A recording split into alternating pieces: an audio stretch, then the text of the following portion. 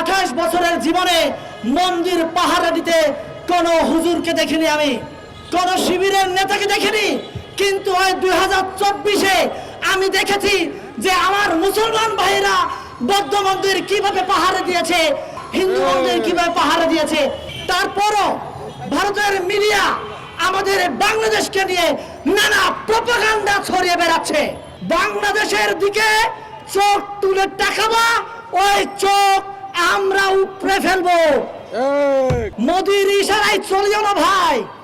আমি একজন সংখ্যালঘু, ফ্যাসিস্ট হাসিনার দেওয়া উপজাতি আমি, কিন্তু আমি উপজাতি নয়, আমি বাংলাদেশি। আসসালামু আলাইকুম। সালাম না দিলে আমার বক্তব্য ভালো লাগে না। আমি একটা কথা দিয়ে শুরু করতে চাই।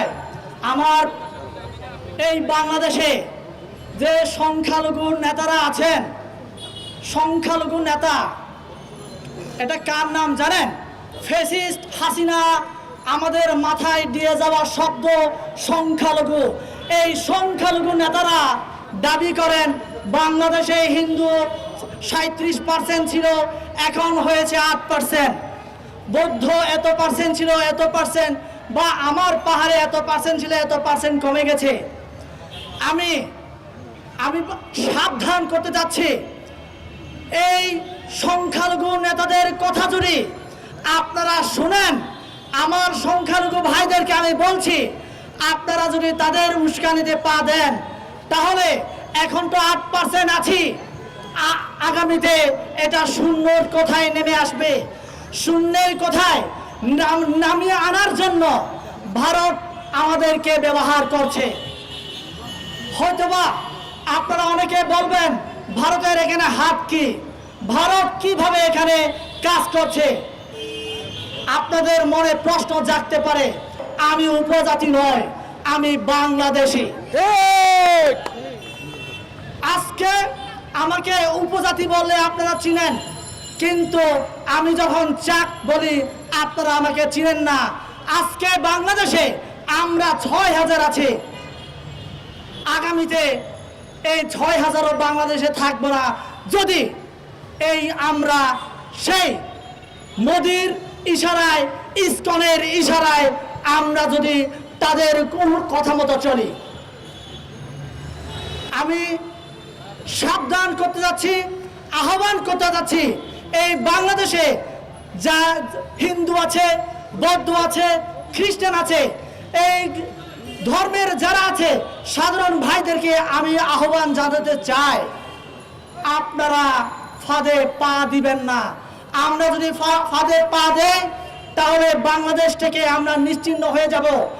আপনারা দেখেছেন কিনা এই 2024-এর বিপ্লবের সরকারের সময় 28 বছরের জীবনে মন্দির পাহারা দিতে কোনো হুজুরকে দেখিনি, আমি কোনো শিবিরের নেতাকে দেখিনি। কিন্তু ওই 2024-এ আমি দেখেছি যে আমার মুসলমান ভাইরা বৌদ্ধ মন্দির কিভাবে পাহারা দিয়েছে, মন্দির কিভাবে হিন্দু মন্দির কিভাবে পাহারা দিয়েছে, আমি এটা দেখেছি। এটা কি আমাদের বাংলাদেশের জন্য, সম্প্রীতির বাংলাদেশ বলার জন্য কি যথেষ্ট নয় কিনা?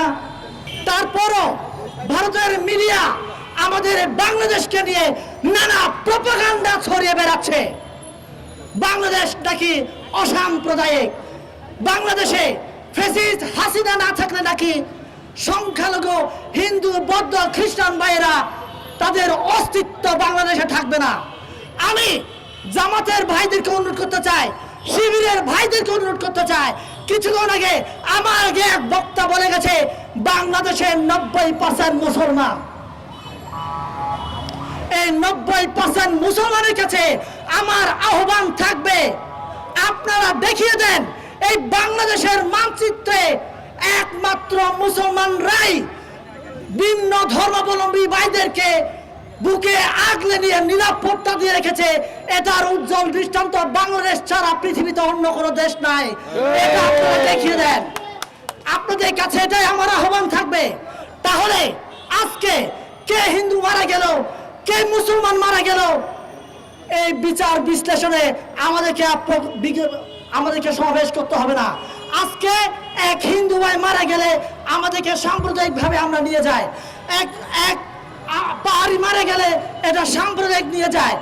আমরা সাম্প্রদায়িকতার ডানা বাঁধতে বাঁধতে বাংলাদেশকে এমনভাবে এমন জায়গায় নিয়ে যাওয়ার চেষ্টা করছে যাতে করে আমরা আমাদের মনের অজান্তেই আমরা ভারতের অঙ্গরাজ্যে ঢুকে যাই।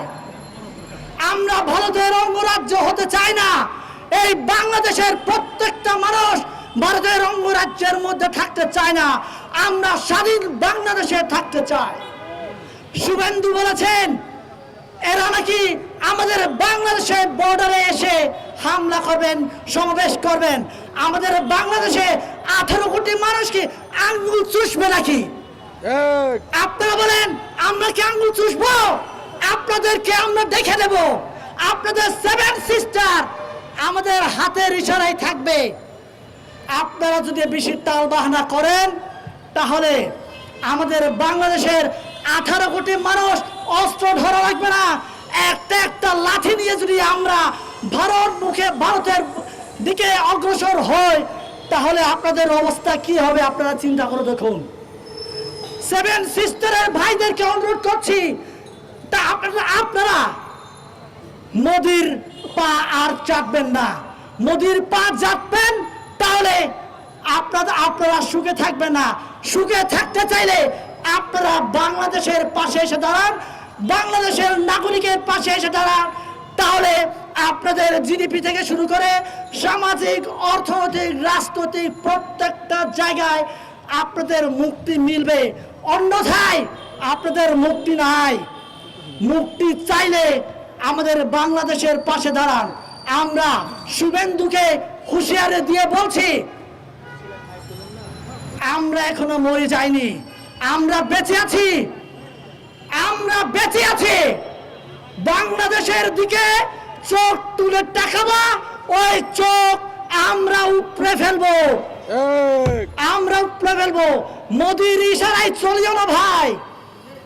আমার বাংলাদেশে সংখ্যালঘু নেতাদের বলছি, আজও আপনারা বলছেন ইসকন হত্যা করেনি সাইফুল ভাইকে।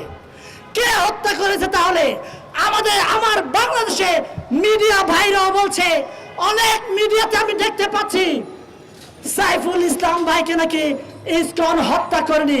কে হত্যা করেছে? তাহলে আপনারা বলেন কে হত্যা করেছে? স্পষ্টভাবে আপনারা মিডিয়ায় বলবেন, লেখালেখি করবেন, সাইফুল ইসলামকে হত্যা করেছে ভারতের মোদির ইশারায় ইসকন হত্যা করেছে।